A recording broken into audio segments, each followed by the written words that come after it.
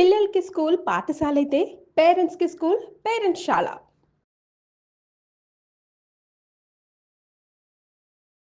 నమస్తే రమ్మగారు. నమస్తే జయ. రమ్మగారు, మనము స్కాంద పురాణంలో మొదటి భాగం ఈరోజు మొదలు పెడదామండి. పూర్వకాలంలో ఈ నైమిసారణ్యం, ఇప్పుడు కూడా మనం నైమిసారణ్యం గురించి చెప్పుకుంటాం. నైమిసారణ్యంలో ఏం చేసేవాళ్ళు, ఋషులు మునులు అందరూ చేరి అక్కడ ఉండేవారు. ఈ తపస్సుకి అనువైన ప్రదేశం, అన్ని రకాల ధర్మకార్యాలకి అనువైనది. సంసారం త్యజించిన వారందరూ కూడా నైమిసారణ్యం చేరేవారని చెప్పుకునేవారు. అయితే నైమిసారణ్యంలో చాలామంది మునులు ఋషులు కలిసి దీర్ఘసత్రయాగం అని ఒక యాగం మొదలు పెట్టుకున్నారట. సత్రయాగం అంటేనే 10 సంవత్సరాలు ఏమో పడుతుంది, దీర్ఘసత్రం అంటే ఇంకా పెద్దదనమాట. ఈ యాగానికి అనువైన సంభారాలు ఎవరో ఒకళ్ళలా అందిస్తూ ఉండేవాళ్ళు. వీళ్ళు కొంతమంది తమ తపశక్తితోటి తెప్పించుకునేవాళ్ళు. యాగాలు జరుగుతుండేవి. ఇలా ఈ నైమిసారణ్యంలో ఫలానా యాగం జరుగుతోందని అన్ని చోట్లకి ప్రచారం జరిగేది. రకరకాల పెద్దవారు, ఎంతమంది ఋషులు మహర్షులు ఇక్కడ ఉన్నవాళ్ళు కాకుండా త్రిలోక సంచారులుగా ఉండేవాళ్ళు, లోక సంచారులు, భూలోక సంచారులుగా ఉండేవాళ్ళు. నారద మహాముని, భృగు మహర్షి అని, తర్వాత సూత మహాముని, ఇట్లా అందరూ ఆ యాగం జరిగే దగ్గరికి వెళ్ళి కొంత సమయం వాళ్ళతోటి గడిపి యాగంలో తాము కూడా కొంత భాగస్వామ్యం వహించి లేదా వెళ్ళి వాళ్ళని ఊరికే పలకరించి వచ్చి అలా జరుగుతూ ఉండేది. ఒకసారి దీర్ఘసత్ర యాగం జరుగుతున్నప్పుడు అక్కడికి లోమసుడు అనే మహాముని వచ్చారు. ఈయనని పౌరాణిక కర్త అయినటువంటి సూతుడుగా తెలుసుకోవాలి. ఈ లోమసుడు అనే పేరు ఆయనదే, సూత మహాముని.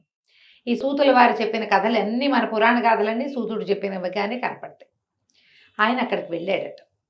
అయితే అక్కడ ఉన్న మునులు, ఈ యాగం చేస్తున్న వాళ్ళందరూ కలిసి ఆయనకి అర్ఘ్యపాద్యాలు ఇచ్చి ఆసీనుల్ని గావించి, నాయన నువ్వు మంచి సమయానికి వచ్చావు. ఇట్లా యజ్ఞాలు యాగాలు జరిగేటప్పుడు కాలక్షేపంగా ఏదైనా పురాణ గాథ, భగవత్ సంబంధమైన విషయాలు, దీనివల్ల ఏంటంటే లోకజ్ఞానము పెరుగుతుంది, భగవద్భక్తి పెరుగుతుంది. మనం వెళ్తున్నటువంటి మార్గం, ఈ ధర్మ మార్గం, ఏ మార్గాన్ని మనం భక్తి మార్గాన్ని అనుసరించి వెళ్తున్నామో దానిని ఇంతకు ముందు అనుసరించిన వాళ్ళెవరు, ఇక దీన్ని అనుసరించడం వల్ల వారికి లభించిన పుణ్యాలు ఏమిటి, ఎలాంటి లోకాలని వాళ్ళు సముపార్జించారు అనే దాని మీద ఒక అవగాహన కోసం ఏదో ఒక మంచి మాట చెప్పడానికి నువ్వే సమయానికి వచ్చావు, ఈ యాగంలో మునిగి ఉన్నాం, మాకు భగవంతుడైన పరమేశ్వరుని గురించి తెలియజేయి. శివుడు అనగానెవడు, ఆయన శక్తియుక్తులేంటి, శివారాధన వల్ల ఫలితం ఏమిటి, అసలు శివుడు అన్నవారు ఏం చేయగలడు, ఆయన ఓ శివాలయ సందర్శనం వల్ల ఏం జరుగుతుంది, శివాలయ సమ్మార్జనం వల్ల ఏం లభిస్తుంది, ఆయన కోసం ఒక ఆరాధన చేసాం, ఒక అభిషేకం చేసాం, ఓ పూజ చేసాం, ఏం చేస్తే ఏం లభిస్తుంది, శివుడు ఎంత సులభుడు, ఎన్ని విధాలుగా మనం ఆయన్ని చేరుకోగలుగుతాం అని ఈ విషయాలన్నీ మాకు తెలియచేయి. ఇప్పుడు పూర్వం ఎవరైనా ఇలాగ యాగాలు చేసిన వాళ్ళు, యజ్ఞం చేసిన వాళ్ళు, భగవత్ సాన్నిధ్యాన్ని పొందిన వాళ్ళు ఎవరైనా ఉంటే, పరమేశ్వర సన్నిధిని పొందినవాడు ఉంటే అది తెలియచేయి. ఇంత కష్టసాధ్యమైన యజ్ఞాలు యాగాలు కాకుండా సులువుగా కూడా భగవంతుని చేరే మార్గం ఏదైనా ఉందా, అది కూడా నువ్వు తెలియజేయి అని అడిగారు. పరమేశ్వరుని గురించి చెప్పమని. ఆయన చాలా సంతోషించాడు. సంతోషించి ఏం చెప్పాడంటే, దానికేం నాయన, పరమేశ్వరుడు అంటే మామూలు వాడా, లోక సామాన్యుడు కాదు, అసామాన్యుడు ఆయన. అతడి శక్తి ఇంతింతని చెప్పడానికి వీల్లేదు. అతడు ఇంత సులువుగా చెప్పడానికి దొరుకుతాడని చెప్పడానికి కూడా లేదు. ఎంత సులువుగా అయినా లభించగలడు. ఎంత క్రోధో అంత సులభ సాధ్యుడు ఆయన. పరమశక్తిమంతుడు. ప్రపంచం ఆయన వల్లే నిలబడుతోంది, నడుస్తోంది. ఈయన విషభక్షణం చేశాడు, దక్షయజ్ఞ విధ్వంసనం చేశాడు అన్నారు. అనేసరికి ఆశ్చర్యపోయారు. విషభక్షణం చేశాడు ఆ పరమేశ్వరుడు, వాళ్ళకి తెలియదు అనమాట. అప్పుడు దక్షయజ్ఞ వినాశనం అంటున్నావు, యజ్ఞ భర్త కదా పరమేశ్వరుడు అంటే, యజ్ఞభర్త, యజ్ఞకర్త, ఆయనే యజ్ఞ పురుషుడు, భగవంతుడే కదా యజ్ఞానికి మూల పురుషుడు. ఆయన ఒక యజ్ఞాన్ని పాడు చేయటం ఏమిటి, ఇది ఎట్లా జరిగింది, ఈ దక్షుడు ఎవరు అని వివరంగా, కొంతమందికి తెలుసు దక్షుడెవరు ఏమిటి, కొంతమందికి తెలియదు. అప్పుడు ఆయన ఎవరు, ఈ కథాంశాన్ని వివరంగా చెప్పమన్నారు. చెప్పమంటే అప్పుడు ఈ సూత మహాముని శౌనకాది మునులు ఉన్నారు లేదో అక్కడ ఉన్న మునులందరికీ ఈ వాక్యాలు చెప్తున్నారు. మీరు కార్తీక పురాణం కానీ మాఘ పురాణం కానీ ఏమైనా శ్రద్ధగా వింటే, శౌనకాది మునులు అడగగా సూత మహాముని ఇలా తెలిపాడు, అవును, ఇదే వింటాం మనం. మొట్టమొదటి వాక్యాలు అవే ఉంటాయి. అవును. ఎందుకంటే ఈ సూత మహామునే ఎన్నో పురాణాలు ఎవరెవరి వద్ద నుంచో విని తను తెలుసుకుని పూర్వం ఈ విషయాన్ని వీళ్ళకి చెప్పారు, వాళ్ళు నాకు చెప్పారు, నేను మీకు చెప్తున్నాను అంటాడు. ఇప్పుడు ఇందులో ఒక ప్రత్యేకమైన విషయం మనం గమనించాల్సింది ఏంటంటే, సూత మహాముని మహాతపస్వి. ఆయన ఇంకోళ్ళ దగ్గర విని వీళ్ళకి చెప్తున్నాడు. మామూలుగా లోకంలో వినేవాళ్ళు ఎవరుగా ఉంటారు? శిష్యులుగానే ఉంటారు. అంతేగా, గురువుగా ఉన్నట్టుగా మనం చూస్తామా? ఎక్కడ చూడం. గురువైన వాడు వింటాడని మనం అనుకోగలమా అసలు? ఈయన్ని సూత మహామునిని ఈయన నైమిషారణ్యంలోకి రాగానే వాళ్ళందరూ కాళ్ళు పట్టుకుని కాళ్ళు కడిగి మంచినీళ్ళు ఇచ్చి కూర్చోబెట్టి ఇంతమంది చుట్టూతా చేరి అయ్యా ఏదైనా మంచి మాటలు చెప్పు అని అడుగుతున్నాడంటే ఆయన మహాగురు. కానీ ఈయన వినయంగా శ్రద్ధగా ఎవరి దగ్గర విని వీళ్ళకి చెప్తున్నాడు.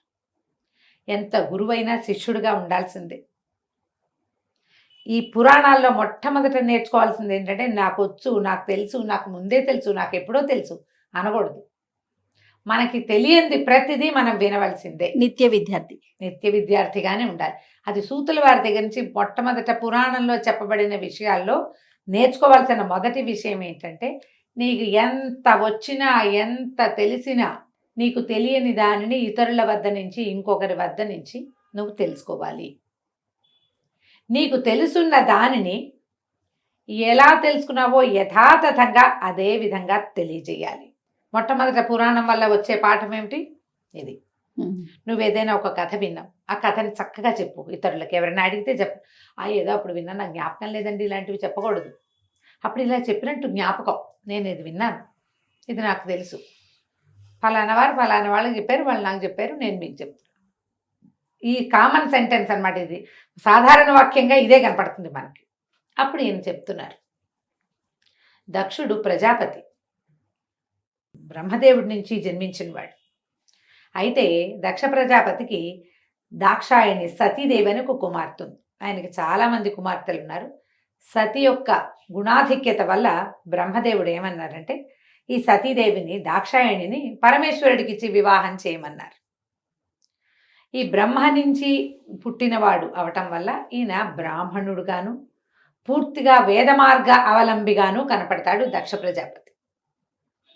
ఆయన తన కూతుర్ని ఇచ్చి తనకు కలిగిన కుమార్తెల్లో ఒక కుమార్తెను, పెద్ద కుమార్తె అయిన దాక్షాయణి దేవిని సతీదేవి అంటారు, ఆమెని పరమేశ్వరుడికి ఇచ్చి వివాహం చేశారు.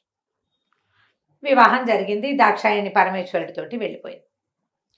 వివాహం జరిగినప్పుడే ఆయనకేం పెద్ద నచ్చి ఉండదు, కానీ నచ్చిందో నచ్చలేదు. తర్వాత కొంతకాలానికి ఒక మాట దేవతా సమూహం అంతా కూర్చుని ఉండగా దక్ష ప్రజాపతి ఆ సమూహంలో మాట్లాడడానికి వెళ్ళాడు. వెళ్ళేసరిగా ఆయన చూడంగానే అష్టదిక్పాలకులు, తర్వాత ఋషులు, మహర్షులు అందరూ లేచి నిలబడ్డారు. పరమేశ్వరుడు లేవలేదు. ఆయన్ని ఆదరించల, తలకాయ ఊపారు అంతే. దక్షుడికి అహంకారం దెబ్బతినిపోయింది. ఆయన భరించలేకపోయాడు దాన్ని. చూస్తారు మనం సాధారణ మానవులు ఏం చేస్తారు, ఏం వీళ్ళు నన్ను పలకరించలేదు, వీళ్ళు నాతో సరిగ్గా మాట్లాడలేదు, లేదా మనసిచ్చి మాట్లాడలేదు, నేను పలకరిస్తుంటే ఎటో చూశారు, మనం అట్లా గమనిస్తాం. కానీ ఎదురుగుండా అడిగి ఏమిటి నువ్వు నన్ను పలకరించలేదు, నువ్వు అదేమిటి అని ప్రశ్నించాం. కానీ దక్షుడికి ప్రశ్నించే గుణం ఉంది. ఒకటి, ఆయనకి పరమేశ్వరుడు నా కుమార్తెనిచ్చిన అల్లుడన్న ఒక చిన్న చూపు. రెండవది, ఈయన వేద మార్గావలంబి కాదన్న ఒక అనుమానం. దాంతో ధిక్కరించి ప్రశ్నించాడు. ఏమిటి నీ పద్ధతి ఏమిటి, నువ్వేమిటి, ఈ భూతగణాలు ఏమిటి, నీ వస్త్రధారణ ఏమిటి, నువ్వెవరివి అసలు, నీకు మర్యాద లేదు, నీకు అది లేదు, ఇది లేదు, నువ్వు మర్యాద కలిగిన వాడివి కాదు, భూతగణాలను వేసుకుని తిరుగుతావు, నీ వస్త్రధారణ ఏమీ బాగుండదు, బ్రహ్మదేవుడు నన్ను బలవంత పెట్టి నా కూతురిని నీకు ఇప్పించాడు, కానీ నువ్వు నా కూతురికి తగిన వాడివి కాదు, అసలు నువ్వు యజ్ఞాల్లో జరిగే చోట నిలబడ్డానికి కూడా నీకు అర్హత లేదు, నీకు శుద్ధి లేదు, నువ్వు నిరంతరం శ్మశానవాసిగా ఉంటావు, ఆ బూడిద పూసుకుంటావు, ఇవేమిటో ధరిస్తావు, నీతో ఉన్న వాళ్ళందరూ వీళ్ళేమిటి, వీళ్ళంతా ఇట్లా ఉన్నారు, ఆ భూతగణాలు ఎలా ఉంటాయి, భగవంతుడి వెనకాల ఉండేవి, లయకారకుడు ఎట్లా ఉంటాడు అని నిలదీశాడు. ఏమిటి, తన కుమార్తెనిచ్చి వివాహం చేసి చూడండి, తనని చూసి పలకరించలేదన్న కోపంతో, అక్కసుతోటి, నువ్వు వేద మార్గావలంబివి కాదు, ఎందుకంటే నేను బ్రాహ్మణుడిని, బ్రహ్మకుమారుణ్ణి, ప్రజాపతిని, ఈ ప్రపంచంలో చాలామంది పుట్టడానికి నా వల్లే, నేనే కారణం, నాకు గౌరవం లభించాలి అని పరమేశ్వరుణ్ణి శపించబూనాడు. నీకు ఇంకా యజ్ఞాల్లో భాగస్వామ్యం లేదు, వీళ్ళెవరు నిన్ను గౌరవించరు, నువ్వు ఇది దుర్భాష ఏదైనా సరే. అయితే శిలాద మహర్షి కుమారుడైనటువంటి నందీశ్వరుడు పరమేశ్వరుడి గణాలలో మొదటివాడు నంది. ఆయన ఉగ్రుడుగా లేచాడు. నువ్వు ఏమిటి చెప్పిస్తావు, నువ్వెవరివి, నువ్వు కూతుర్నిచ్చి వివాహం చేశావు, మామవి నువ్వు, ఆయనకి కులం లేదు జాతి లేదు అంటానికి మరి నువ్వు నీ కుమార్తెనిచ్చావంటే తండ్రితో పితృపంచకంలో వాడివి నువ్వు. పైగా పరమేశ్వరుడు ప్రపంచానికి భర్త, ఆయన ఈ ప్రపంచం అంతా ఆయనతోటి నడుస్తుంది. రుద్రుడు లేని ప్రపంచం ఉందా? పరమేశ్వరుడే దీనికి ఆది, అతడే మూలం, అతడే యజ్ఞకర్త భర్త కూడా. వేద మార్గం ఉన్నా లేకపోయినా శివుడు ఎప్పుడు ఉన్నవాడే. శివ శబ్దం వింటేనే మనుషులు మానవులు పవిత్రులు అవుతారు, వ్యక్తి పవిత్రుడవుతాడు శివనామధేయంతో.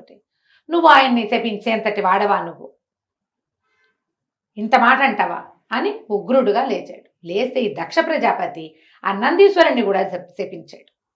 ఈ గణాలందరికీ ధూర్తులు, వీళ్ళు సరైన వాళ్ళు కాదు, కాలముఖులైపోతారు, నల్లటి వాళ్ళు అయిపోతారు వీళ్ళు, మీరందరూ కొంతమంది అలా అయిపోతారు, కొంతమంది ఇలా అయిపోతారు, నానా రకాలుగాను శపించారు. నందీశ్వరుడు కూడా ఊరుకోకుండా నువ్వు ఇంత బ్రాహ్మణుడు అని నీ గొప్ప అయితే బ్రాహ్మణులు యాచనకి పూంతారంటాడు అని చెప్తాడు. ఇతరులు ఇచ్చే దానికోసం పనిచేస్తారు, మీరు నీ జాతి ప్రకారం చెయ్యవు, ఎవరో ఒకళ్ళకి కోసం నువ్వు యజ్ఞం చేస్తావు, వాడిచ్చే దక్షిణ తీసుకుంటారు మీరు కూడా అని బ్రాహ్మణ జాతినే శపించాడు నందీశ్వరుడు. ఎవరు తగ్గలేదు. అంటే బ్రాహ్మణులు సొంతానికి చేసుకోవటం కాకుండా మరి ఆధ్వర్యం వహిస్తారు కదా, అన్ని జాతులకి ఆధ్వర్యులుగా బ్రాహ్మణులే ఉంటారు కదా. ఇప్పుడు ఎవరో ఒక జాతి అయినా, ఓ రాజుగారో ఇంకొకరు ఆయన ఒక వ్యాపారస్తులు యజ్ఞం చేసుకుంటే దానికి యజ్ఞం చేసేది ఎవరు? బ్రాహ్మణుడు. ఇప్పుడు ఆయన ఇచ్చే దక్షిణ తీసుకోవాల్సిన వాడెవడు? అలాగే జరిగిందా? ఆ విధి అప్పటి నుంచి వచ్చింది నందీశ్వర శాపంతో. ఈ మాటలు ఆయన అనేసరికల్లా పరమేశ్వరుడు నవ్వుతూ ఊరుకున్నాడు. ఆయన ఏమన్నాడంటే, నందీశ్వరుని నాకు తగ్గు, క్రోధం పనికిరాదు నాయన, క్రోధాన్ని విడిచిపెట్టు. ఎవరి పద్ధతి ప్రకారం వాళ్ళు ఉంటారు, ఎవరి రకంగా వాళ్ళు అవుతారు. ఆయన ఏదనుకుంటే అది అనుకోని, అతడు అన్నంత మాత్రాన, అనుకున్నంత మాత్రాన ఏది జరగదు, ఆగదు. నా సర్వశబ్దానికి ఇతను అడ్డంకి కాదు. పరమేశ్వరుడు తన సమస్తాన్ని ప్రపంచానికి వదిలిపెట్టాడు. అందుకని ప్రపంచం దేన్ని వదిలేస్తుందో దాన్ని స్వీకరించాడు ఆయన. బూడిద ఆయనే ఇస్తాడు, ఆయనే ఐశ్వర్యకారకుడు, ఆయనే మోక్షకారకుడు. పరమేశ్వరుడు మోక్షం ఇచ్చాడంటే ఏమిటి? నీకు అన్నీ ఇచ్చేసినట్టేగా. నీకు ఒక వ్యక్తికి మోక్షం ఇచ్చాడు పరమేశ్వరుడు, అతడు విడిచేదేమిటి? వాడు వెళ్ళిపోతూ శరీరాన్ని బూడిద వదిలిపెడతాడు, అదే పుచ్చుకుంటాడు. కానీ ఇంక ఏమీ అక్కర్లా ఆయనకి. నా సర్వశబ్దానికి ఇది ఏమి అడ్డంకి కాదు, నువ్వు నిశ్శబ్దంగా ఉండు అని ఆపారు. ఎవరి దారిని వాళ్ళు వెళ్ళిపోయారు. ఇది జరిగింది. కొంతకాలానికి దక్షుడు ఒక యజ్ఞాన్ని మొదలుపెట్టుకున్నాడు. ఈ దక్షుడు మొదలుపెట్టిన యజ్ఞం ఏమిటి? నిరీశ్వర యాగం. రుద్రుడు లేని, పరమేశ్వరుడు లేని యజ్ఞం. దాని పేరే అలా పెట్టుకున్నారు. అది అలా అయిపోయింది అంతే. ఇంకా అందరినీ పిలిచాడు. ఆయనకి చాలా మంది కుమార్తెలు ఉన్నారు, 27 నక్షత్రాలు. నక్షత్ర కన్యల్ని చంద్రుడికి ఇచ్చాడు. చంద్రుడు పరమేశ్వరుడు ఇద్దరు తోడల్లుడు. అవును, ఇచ్చాడు. ఆ వివాహాలు అయిపోయినాయి. అవి ఎప్పుడో. ఈ యజ్ఞానికి అందరినీ పిలిచాడు. ఇంద్రుడిని పిలిచాడు, మొత్తం అష్టదిక్పాలకుల్ని పిలిచాడు, బ్రహ్మని విష్ణువుని పిలిచారు, ఒక్క పరమేశ్వరుని తప్ప ఆయన్ని మాత్రం పిలవలేదు. అద్భుతంగా యజ్ఞం ఏర్పాటైంది. వచ్చిన వాళ్ళందరూ ఎవరెవరి రకాలుగా వాళ్ళు వచ్చారు వాహనాల మీద. ఈయన అందరినీ ఎదుర్కొని ఎవరికి వాళ్ళకి చక్కగా ఆసనాలు ఏర్పరిచాడు, తర్వాత నివాసాలు ఏర్పరిచాడు. ముందు వచ్చేటప్పుడు తెలియదుగా, యజ్ఞం మొదలయ్యాకే పరమేశ్వరుడు లేడనే విషయం అర్థమవుతుంది. కొంతమందికి తెలిసే ఉంటుంది, కానీ మాట్లాడలేదు. ఇతను మరి ప్రజాపతి కదా, ఊరుకున్నారు. అందరూ చేరారు. అందరూ చేరుతుంటే జరుగుతోంది ఇట్లా. ఇది పరమేశ్వరుడికి తెలియకుండా ఎలా ఉంటుంది? ఆయన సర్వజ్ఞుడు కదా, ఆయన భూతగణాలతో పరివేష్టితుడుగా ఉన్నాడు. ఆ సమయంలో దాక్షాయణి తన చెలికత్తెలతోటి కొంతమందితో కలిసి ఆవిడేదో కందుకు క్రీడ బంతి ఆడుకుంటోంది. ఈ ఆటలు ఆడుకుంటుంటే హిమవత్పర్వత ప్రాంతాల్లో చంద్రుడు రోహిణి కలిసి వెళ్తున్నారు. వీళ్ళిద్దరూ ఎక్కడికి వెళ్తున్నారు అనేది ఆవిడకి అర్థం కాదు. తన చెలికత్తెలు జయా విజయ అని చెప్తారు ఇద్దరు. ఈ విజయను పిలిచి, విజయ, చంద్రుడు రోహిణితో కలిసి ఎక్కడికో వెళ్తున్నాడు, అతడు ఎక్కడికి వెళ్తున్నాడో కనుక్కో. వెళ్ళింది విజయ. ఎక్కడికి వెళ్తున్నారు అంటే, దక్ష ప్రజాపతి యజ్ఞం చేస్తున్నాడు, ఆయన రమ్మన్నాడు, భార్యా సమేతంగా రమ్మన్నారని యజ్ఞానికి వెళ్తున్నామని చెప్పారు. ఈమె ఆశ్చర్యపోయింది దాక్షాయణి. అట్లా ఎట్లా? నా తండ్రి యజ్ఞం చేస్తుంటే నన్ను పిలవద్దా? నా భర్త యజ్ఞకర్త కదా, వారిని పిలవద్దు? మాకు ఆహ్వానం రాకుండా ఆయన మీద అలంకారంగా ఉండేటువంటి చంద్రుడికి వెళ్ళటం ఏమిటి? ముందు ఆహ్వానం ఎట్లా వెళ్ళింది? ఈవిడ గబగబా ఇవి వదిలిపెట్టి పరమేశ్వరుడి దగ్గరికి వెళ్ళింది. ఆయన భూతగణాలతో పరివేష్టితుడుగా ఉన్నాడు. ఈ గణాలు సామాన్యంగా ఉండవట. అసలు స్కాందంలో వర్ణిస్తారు, మామూలు వాళ్ళు కాదుట. కొంతమందికి తలలు లేవు, శరీరాలు సరిగ్గా లేని వాళ్ళు, అవన్నీ భూతగణాలు స్వామిని సేవిస్తూ ఉంటాయి. ఆయన పెద్ద సింహాసనం మీద కూర్చుని ఉంటాడు పరమేశ్వరుడు. ఎంతమందో మునులు, ఋషులు, గణాలు, ఎన్ని భూతగణాలన్నిటితోటి సేవింపబడి ఉన్న సభలోకి దాక్షాయణి వెళ్ళిందట. వెళ్తే దగ్గరికి తీసుకుని ఒళ్ళో కూర్చోబెట్టుకున్నట్టు. ఏమిటి, ఎందుకమ్మా ఈ సమయంలో ఎందుకు వచ్చావు నువ్వంటే, నా తండ్రి ఒక యజ్ఞం చేస్తున్నాడు, మనం వెళ్ళాలి కదా, నువ్వు లేకుండా అతను యజ్ఞం ఎలా చేస్తాడు, మనం వెళ్ళవలసిందే, ఆ యజ్ఞం ఏమిటో చూడాలి, వెళ్దామంటే. ఈయన అన్నాడు, అమ్మా పిలవని చోటికి వెళ్ళకూడదు. ఇప్పుడు పిలిచిన వాళ్ళందరూ వెళ్ళారు. ఎవరైతే పిలవని చోటికి వెళ్తారో వాళ్ళు అవమానాలు పాలవుతారు, అవమానపడతారు. మనకెందుకు అవమానం? పిలిస్తే వెళ్దాం, మనకి ఆహ్వానం రాలేదు కాబట్టి వద్దన్నాడు. ఆవిడికి నచ్చల. అసలు పరమేశ్వరుడు లేని యజ్ఞం ఏమిటి? నా తండ్రి ఇలాంటి అవజ్ఞకి ఎట్లా పూనుకున్నాడు? నిన్ను భగవంతుడిగా గౌరవించాలి, ఒకటి సర్వేశ్వరుడిగా గౌరవించాలి, కుమార్తెనిచ్చిన అల్లుడిగా గౌరవించాలి, రెండూ చేయడా? పోనీ కుమార్తెను వదిలిపెట్టు, సర్వేశ్వరుడు లేని యజ్ఞం ఏమిటి? అది నా తండ్రి ఇంత పని ఎందుకు చేశాడో నేను వెళ్ళి కనుక్కోవాల్సిందేనన్నదా. ఏమైనా సరే నేను వెళ్ళాల్సిందేనని పట్టుపట్టింది. అనేసరికల్లా సరే నీ మనసు అయితే వెళ్ళిరా, భూతగణాలని నీతో పాటు తీసుకెళ్ళు, గణాలతో పాటు వెళ్ళు, ఈ నందిని అధిరోహించి వెళ్ళమన్నాడు. నందీశ్వరుణ్ణి ఎక్కి దాక్షాయణి 60,000 గణాలతోటి తరలి వెళ్ళిందట యజ్ఞానికి. వీళ్ళంతా వచ్చారు. వచ్చేసరికి యజ్ఞం హడావిడిగా ఉంది. పెద్ద యజ్ఞశాల, తల్లిదండ్రి యజ్ఞానికి అవసరమైన వస్త్రధారణలో ఉన్నారు. ఆసనాల మీద కనపడుతున్నారు ఒక్కొక్కళ్ళు. బ్రహ్మ, విష్ణు, మహేశ్వరుడు. మహేశ్వరుడు లేడు, బ్రహ్మ, విష్ణువు, ఇంద్రుడు, దిక్పాలుడు, అందరూ మహర్షులు, ఎంతమందో. వీళ్ళందరూ కూర్చున్నారే, పరమేశ్వరుడు లేని యజ్ఞం ఏమిటి? ఆమె నిలదీసి అడిగింది తండ్రిని, నువ్వు పరమేశ్వరుడు లేని యాగం ఎట్లా సంకల్పించావు అంటే, నిరీశ్వర యాగమే సంకల్పించాను, అతను నా వల్ల శాపం పొందాడు పరమేశ్వరుడు, అతనికి సరైన కులగోత్రాలు లేవు, నేను పొరపాటున బ్రహ్మగారి మాట విని నిన్ను అతనికి ఇచ్చి వివాహం చేశాను, నా పొరపాటు జరిగింది, నువ్వు ప్రాణం వదిలేసి, నా వల్ల పొరపాటు అయింది, నేను అతనికి ఇచ్చి వివాహం చేసి ఉండకూడదు, అతనిని నేను గణించను అని చెప్పాడు. ఈమె అక్కడ ఉన్న వాళ్ళందరినీ నిలదీసింది. బ్రహ్మదేవుడిని అడిగింది, పంచముఖుడుగా ఉన్న నువ్వు పరమేశ్వర క్రోధం వల్ల చతుర్ముఖ బ్రహ్మవయ్యావు, నీకు తెలీదా పరమేశ్వరుని శక్తి అని ఒక్కొక్కళ్ళని ప్రశ్నించింది. విష్ణువుని కూడా అడిగింది. విష్ణు, ఈయన పరమేశ్వరుడు లేని యజ్ఞానికి ఎలా వచ్చావు నువ్వు? పూర్వం జరిగినవన్నీ మర్చిపోయారా మీరు? పరమేశ్వరుడు లేని యజ్ఞం ఏమిటి అని గట్టిగా నిలదీస్తే ఆయన అమ్మాయిని, ఆవిడ్ని కేకలేశాడు. ఈ పరమేశ్వరుడు, నువ్వు చెప్పుకుంటున్నావు కానీ అతను సరైన వాడు కాదు, కులగోత్రాలు లేవు, అతనికి తండ్రి పుట్టుక కారణం ఏమిటో తెలీదు, అతను ఎట్లా పుట్టాడో తెలీదు, అతను నివసించే స్థానం సరైంది కాదు, అతను వేదబాహ్యుడు, వేదంలో చెప్పబడినవేవి అతను చేయడు అని తను అనేసరికల్లా ఆవిడ ఒప్పుకోలే. శివనింద నువ్వు చేస్తూ ఉండగా విన్నవాడికి కూడా పాపమే, చేసిన వాడికి ఎంత పాపమో విన్నవాళ్ళకి అంత పాపం. నువ్వు పాపం మూట కట్టుకో, నేను మూట కట్టుకోను, నా భర్త వద్దన్నా కూడా నేను వచ్చాను, ఇప్పుడు ఏ ముఖం పెట్టుకుని నేను ఇంటికి వెళ్తాను, అందుకని నువ్వన్నదే చేస్తాను, ప్రాణత్యాగం చేస్తానని ఆవిడ అగ్ని రగిలి చేసుకుంది. శివాహార అంటూ అగ్నిలో ప్రాణాలు వదిలేసింది. ఎప్పుడైతే ఈమె ఇలాగా యోగాగ్నిలో దగ్ధమైపోతుందో ఈ గణాలలో 20,000 మంది ప్రాణత్యాగం చేశారు అమ్మవారితో పాటు. బా. మనకి ఏ కథలోనూ ఇలా జరిగిందని చెప్పరు. ఒక్కొక్కళ్ళు తమ కత్తులతోటి తమ మెడలు నరుక్కున్నారు, శరీరం నరుక్కుని తమ ప్రాణాలు తమే తీసేసుకున్నారు. 20,000 మంది గణాలు సర్వనాశనం అయిపోయింది. మిగిలిన వాళ్ళంతా నిర్ఘాంతపోయి చూస్తున్నారు. యజ్ఞవాటిక ఆమె అగ్నిలో దగ్ధమైపోతోంది. అది చూసి తల్లి మరణిస్తుంటే చూడలేక సంతానం అంతా ఈ రకంగా అయిపోయారు. ఒక రకమైన భయానకమైన వాతావరణం జరిగిపోయింది అక్కడ. ఇది ఎప్పుడైతే నారదుడు ఇక్కడి నుంచి చూశాడో, దీనికి ముందు ఇంకొకటి ఏం జరిగిందంటే, ఈ ఋషుల్లో కొంతమంది ప్రశ్నించారు, నువ్వు ఇట్లా సంకల్పిస్తావు, వీళ్ళు ఎందరూ ఉన్నారు, పరమేశ్వరుడేడి?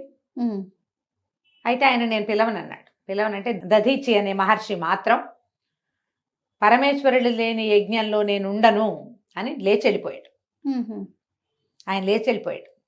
ఈ దధీచి మహర్షి తాలూకు వెన్నెముకే తర్వాత ఇంద్రుడికి వజ్రాయుధంగా మారిందని జ్ఞాపకం నాకు కథలో అట్లా కనపడుతుంది. ఆయన వెళ్ళిపోయాడు. తర్వాత ఈవిడొచ్చింది. ఈ ఉన్న వాళ్ళందరూ హాహాకారాలు చేశారు. ఏం చేయాలో ప్రతిక్రియ లేదు. ఇప్పుడు ఏం చేయాలి? ఆమె యోగాగ్నిలో దగ్ధమైపోతోంది. ఏదో ఉత్పాతం జరగబోతోందని తెలిసింది. ఎప్పుడైతే ఆమె ఇట్లా యోగాగ్నిలో దగ్ధమైపోయిందో దిక్కులు పిక్కటిల్లిపోయినాయట. ఎన్నో రకాల చెడు శకునాలు కనపడ్డాయి. ఈ వీళ్ళు వాయిస్తుంటారు వాయిద్యాలు అన్నీ అపశృతుల్లో పలకటం మొదలుపెట్టాయట. నారద మహాముని ఇక్కడ ఉన్నది జరిగింది చూడడం ఏమిటి, చూడంగానే తీసుకెళ్లి పరమేశ్వరుడికి చెప్పాడు.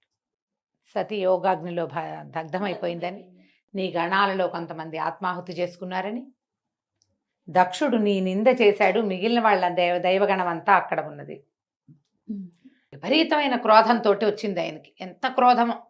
తనని తిట్టి, తనని అవమానించి, తనని శపించి, గణాలని శపించినా కూడా కోపం రాని పరమేశ్వరుడికి సతీ వియోగంతో వచ్చింది దుఃఖం.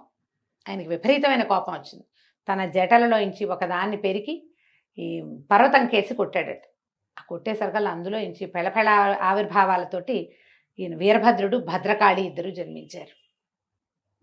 ఆమె ఎన్నో భూతకోటితోటి వచ్చిందట. ఎన్నో భయంకరమైన భూతాలు పుట్టినాయట ఆమెతో పాటు. ఈ వీరభద్రుడు ఎన్ని చేతులో త్రినేత్రుడు, సహస్రబాహువుగా జన్మించాడు. ఆయన 1000 చేతులు, 3 కళ్ళు. అసలు మామూలు కాదు ఆ స్వరూపం. భయం వేసేలాగా భయానకంగా ఉంది.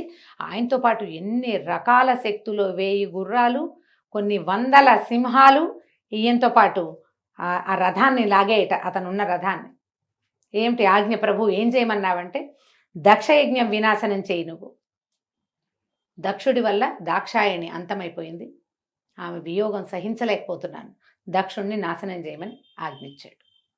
ఇక ఈ మొత్తం గణాలన్నీ అటెళ్ళినాయి. ఏం జరిగిందో మనం వచ్చే భాగంలో విందాం. తప్పకుండా రమ్మగారు. నమస్తే. నమస్తే.